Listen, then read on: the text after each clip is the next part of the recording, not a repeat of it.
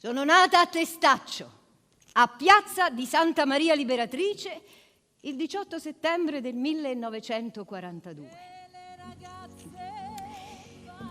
C'era la guerra. Come tutte le bambine portavo le scarpe con la para e i ferretti. I ferretti servivano a non far consumare la para. La para costava meno della suola.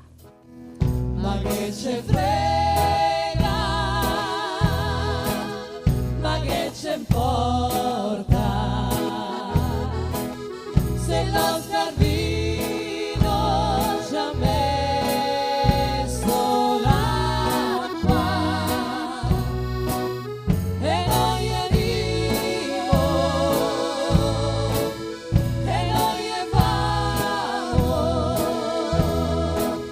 ci ha messo l'acqua e non te pagamo, ma però. E si fa presto a dire canzone popolare. Per Gabriella non è mica un genere. Nascere romana, cantare, vivere romana è una concezione speciale di Nostro Signore, che lei rivendica con orgoglio insieme alla sua formazione umana e musicale. Mamma mia, che luci che vedo qua attorno, le vie del Testaccio mi parano come del giorno d'un'altra città. Ambedi le porte, ambedi i bari, ambedi la gente, ambedi le fronde che s'aria le fa sfarfallare. All'inizio della sua carriera ha attinto alla cultura musicale degli anni 30 e 40, mentre ora praticamente inventa un nuovo genere artistico, il teatro canzone. Scopre la canzone d'autore e inscena pezzi del vecchio amaspettacolo, come in Copacabana, in cui rifà il verso a Joséphine Baker, o altri brani famosi che propone con tragico e stralunato disincanto, come La Zazà di Nino Taranto. Dove sta Zazà, Maronna mia, dove sta Zazà, senza Isaia, pare Zazà che t'ho perduta in me, che ha trovato Zazà come portasse a me, ma la trova su facimma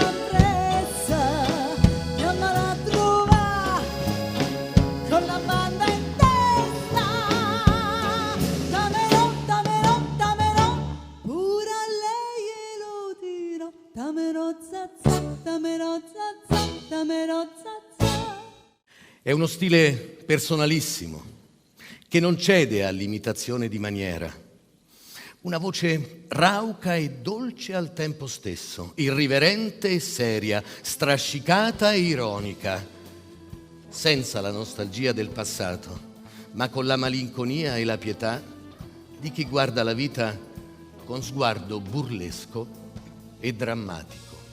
Gracias a la vida que me ha dado tanto, me ha dado un sonido y el abecedario con las palabras que pienso y declaro, madre, amigo, hermano, y luz alumbrado, y la ruta del alma de que estoy amado.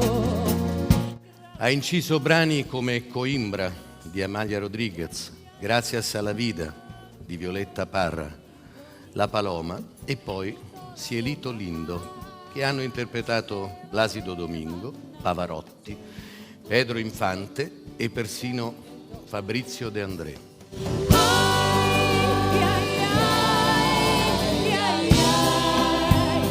Cantado llores, porque cantado cielito lindo alegra los corazones.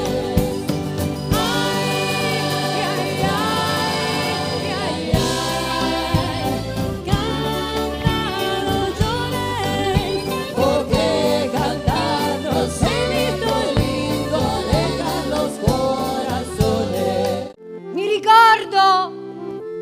ti incontrai, il tuo sguardo mi tolse il fiato,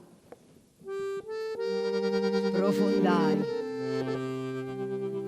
Il tramonto mi regalò un amore, il primo che avrei potuto avere, che rimpiango ancora.